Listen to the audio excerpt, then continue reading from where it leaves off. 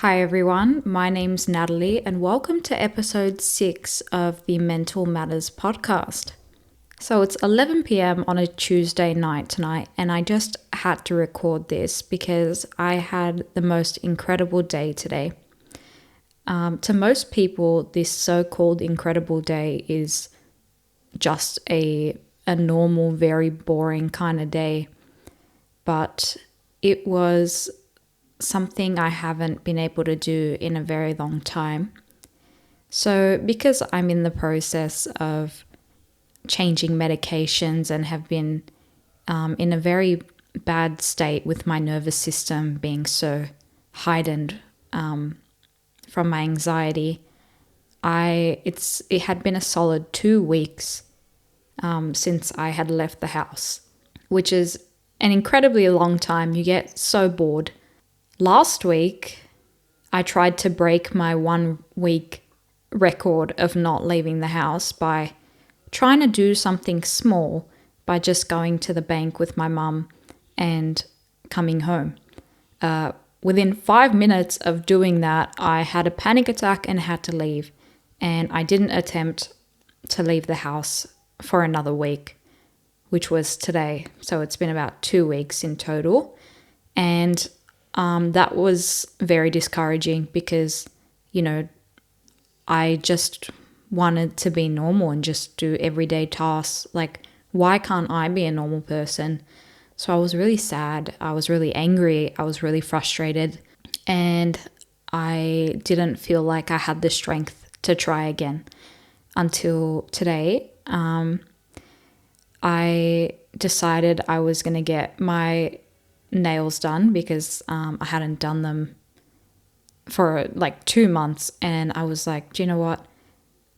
I'm just going to go down the road and I'm going to go do that, and that's what I'm going to do. That's going to be my little outing, my little exposure. And then I ended up going to the shopping center instead because I was like, do you know what? I'm ready for a bigger challenge, and I got my nails done there. And I did a little shop around for half an hour, and that sounds like the most mundane thing to someone, but the fact that I was in that same place last week and didn't last 5 minutes, and that I did it with such ease this time around, meant so much to me, and it felt amazing, and it gave me so much confidence that I was able to play my soccer game, my futsal game tonight, and it was one of the best games I've ever played.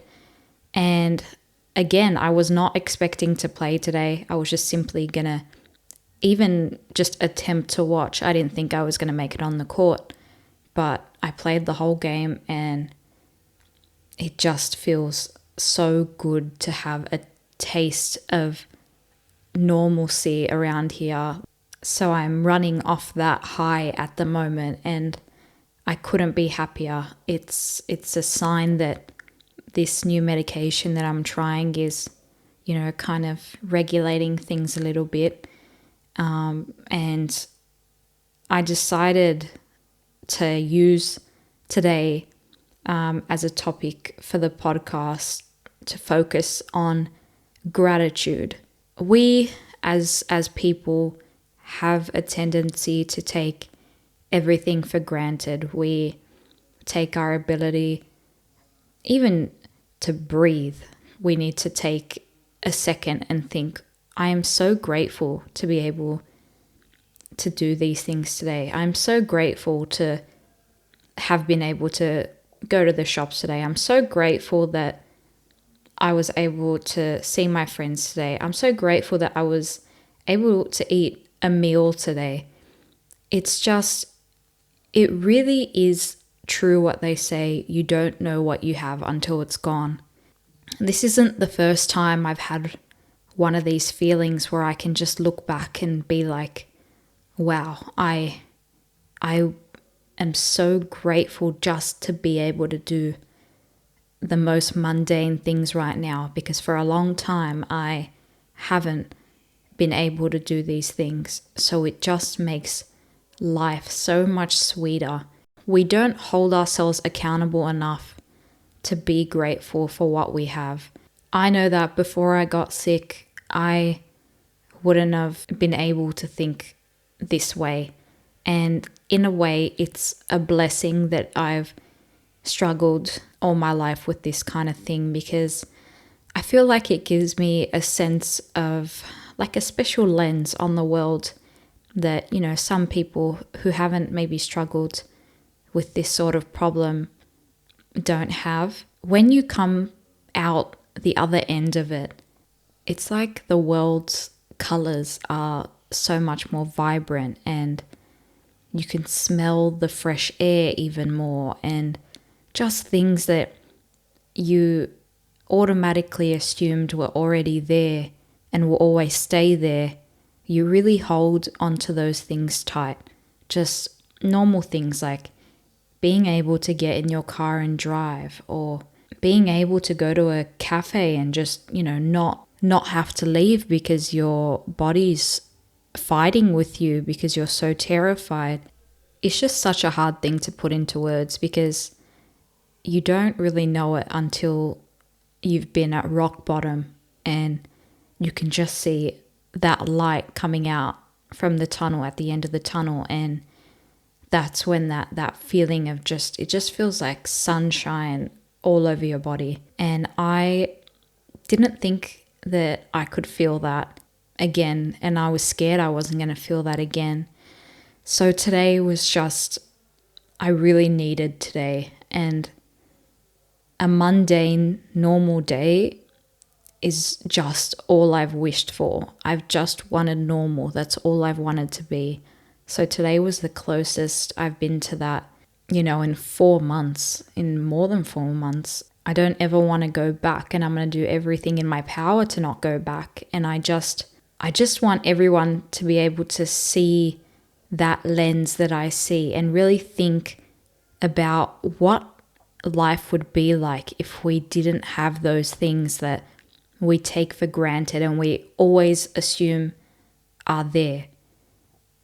It's like, God forbid you get into an accident, you lose your legs. The adjustment period would be insane. You know, you would never be able to feel the feeling of sand on your toes, or you'd never be able to play soccer or do some of the things that you love. And with mental health, when you know, hit a big roadblock, you know, that makes you so depressed or so anxious that you can't leave the house, you know, without having a panic attack, and, you know, you've been bedbound for months at a time. You feel physically, you know, disabled and handicapped, because although you can't see it, you're really doing everything in your power to be able to do the things you loved once before.